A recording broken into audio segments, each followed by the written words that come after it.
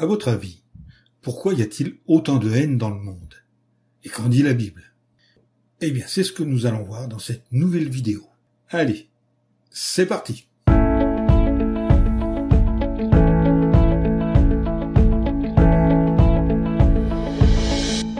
Les discours de haine, les violences et les guerres n'ont rien de nouveau. La Bible parle de personnes du passé qui lançaient leurs paroles cruelles comme des flèches et qui aimaient la violence et la guerre, nous dit Psaume 64, verset 3. Toutefois, la Bible explique que cette haine dont nous sommes témoins aujourd'hui revêt une importance particulière. Oui, la haine, c'est une caractéristique de notre époque. La Bible mentionne 2 raisons pour lesquelles la haine est si répandue aujourd'hui. La Bible avait annoncé qu'il y aurait une époque où l'amour de la plupart des gens se refroidirait, selon Matthieu chapitre 24 verset 12. Il n'y aurait pas d'amour entre les gens, mais plutôt des comportements qui favoriseraient la haine. En 2 Timothée chapitre 3 versets 1 à 5, nous lisons « Mais sache ceci, dans les derniers jours, il y aura des temps difficiles à supporter.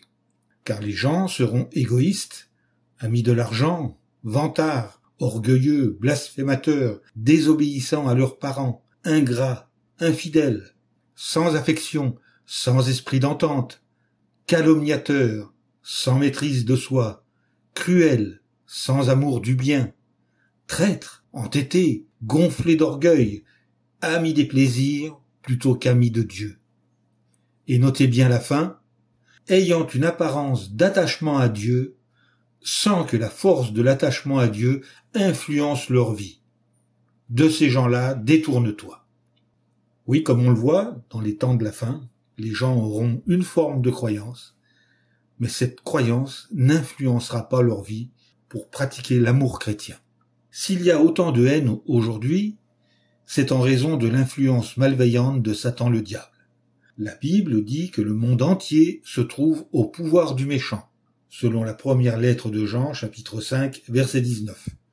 Vous pouvez également lire Révélation, chapitre 12, versets 9 à 12. Mais la Bible révèle aussi que Dieu va bientôt éliminer tout ce qui est à l'origine de la haine et qu'il va réparer tout le mal qu'elle aura causé. La Bible nous fait cette promesse. Dieu essuiera toute larme de leurs yeux.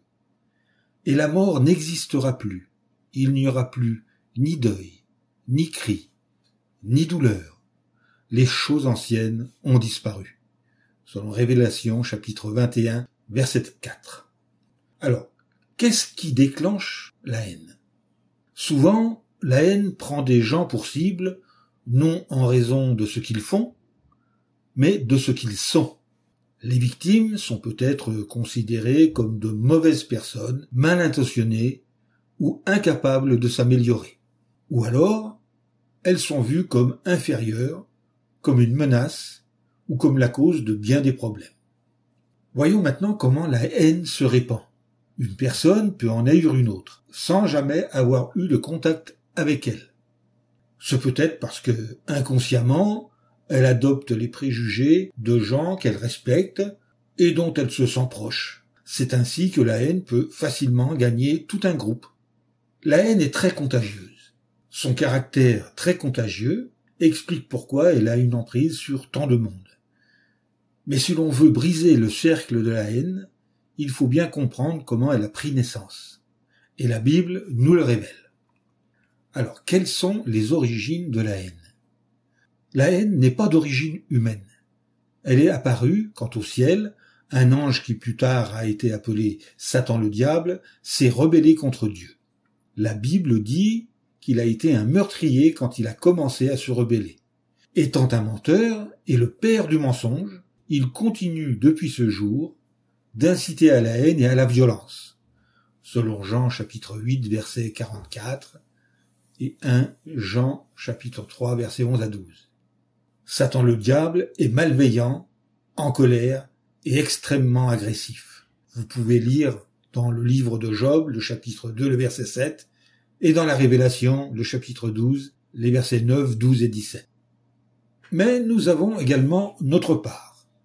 Nous sommes imparfaits et nous aussi, nous sommes enclins à la haine.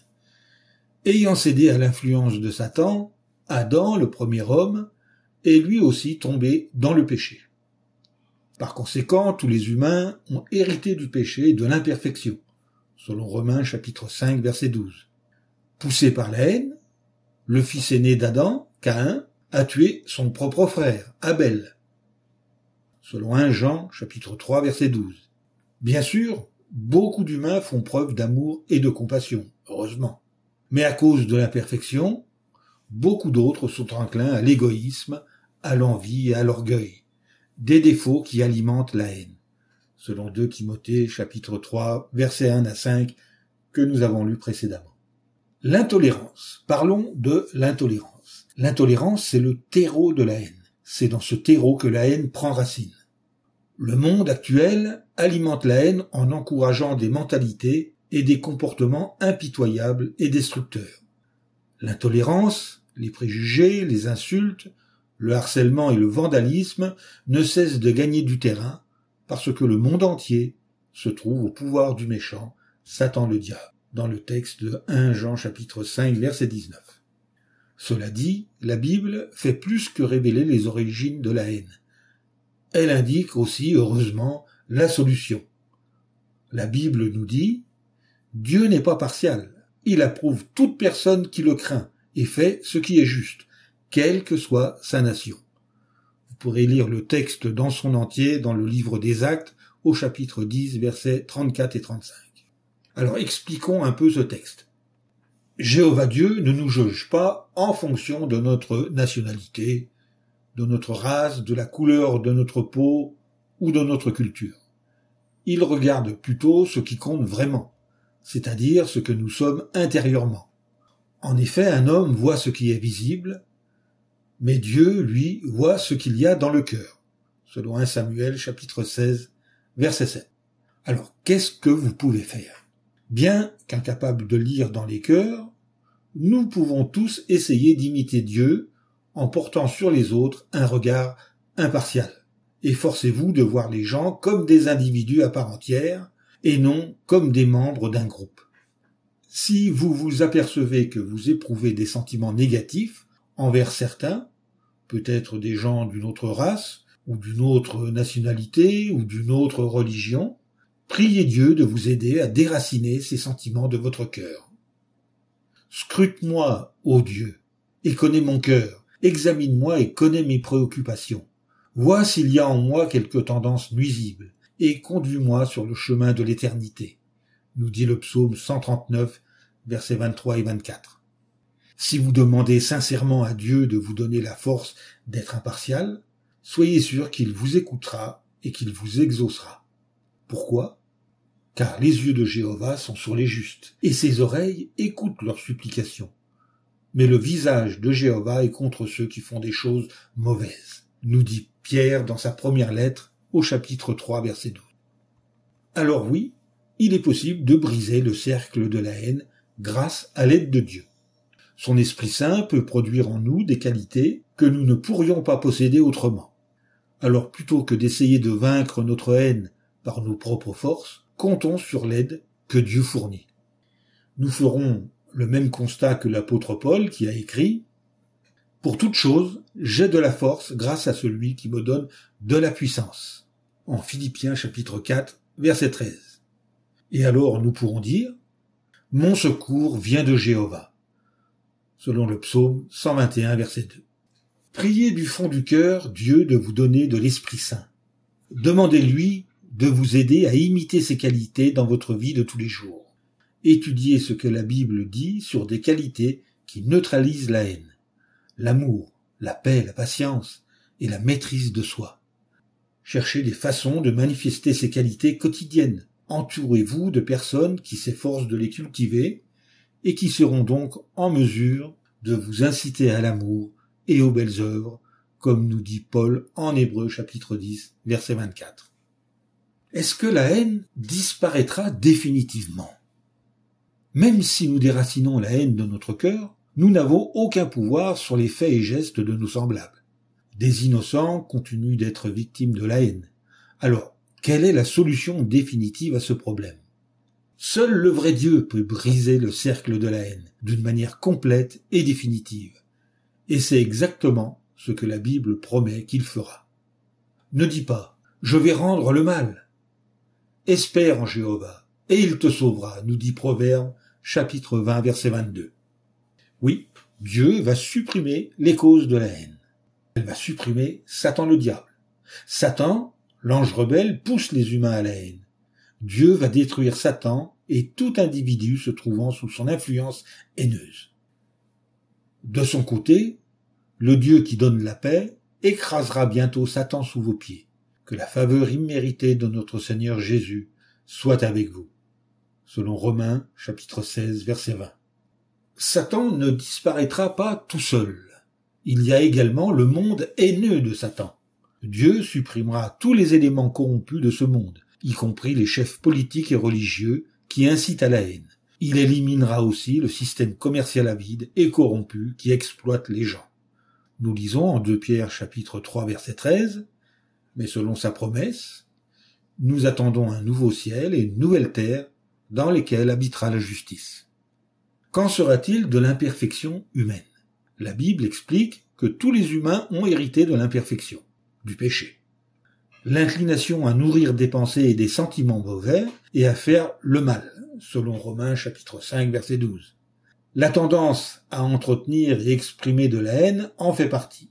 Dieu aidera les humains à se débarrasser de toute tendance de ce genre. Ainsi, la moindre trace de haine sera définitivement effacée. Isaïe chapitre 54 verset 13 nous dit « Et tous tes fils seront enseignés par Jéhovah, et la paix de tes fils sera abondante. » La Bible, pour sa part, promet un monde sans haine. Personne ne subira d'injustice. Le monde sera dirigé par le royaume de Dieu, un gouvernement juste et éternel établi au ciel. Au jour de ces rois-là, nous dit Daniel, le Dieu du ciel établira un royaume qui ne sera jamais détruit. Et ce royaume ne passera sous la domination d'aucun autre peuple. Il pulvérisera tous ces royaumes et y mettra fin. Chapitre 2, verset 44. Les préjugés et l'intolérance n'existeront plus. Dieu réparera toutes les injustices, nous dit Luc au chapitre 18 et au verset 7. Tout le monde vivra en paix. Les souffrances dues à la violence ou aux guerres appartiendront au passé. Dans le livre des Psaumes, au chapitre 46, verset 9, nous pouvons lire « Il met fin aux guerres sur toute la terre. Il brise l'arc et fracasse la lance. Il détruit les chars de guerre par le feu. La terre sera un endroit sûr, peuplé uniquement d'humains pacifiques, nous dit le psaume 72, verset 7. Dans ce monde nouveau, promis par Dieu, sous ce gouvernement céleste, tout le monde vivra éternellement dans des conditions idéales. Tous les habitants de la terre manifesteront un amour authentique, selon Matthieu chapitre 22, verset 39. Rien, pas même des pensées ou des souvenirs douloureux, n'accablera qui que ce soit, selon Isaïe 65, verset 17. Définitivement débarrassés de la haine, les humains savoureront l'abondance de paix, selon le psaume 37, verset 11. Aimeriez-vous vivre dans ce monde-là ? Dès aujourd'hui, beaucoup de gens apprennent à se libérer de la haine en appliquant les principes bibliques. C'est le cas de millions de chrétiens présents dans le monde. Bien que d'origine sociale et culturelle très diverses, ils sont unis par un lien d'amour familial, selon Isaïe chapitre 2, versets 2 à 4. C'est terminé pour ce discours. J'espère que vous l'avez apprécié à sa juste valeur, et je vous dis à bientôt pour une prochaine vidéo.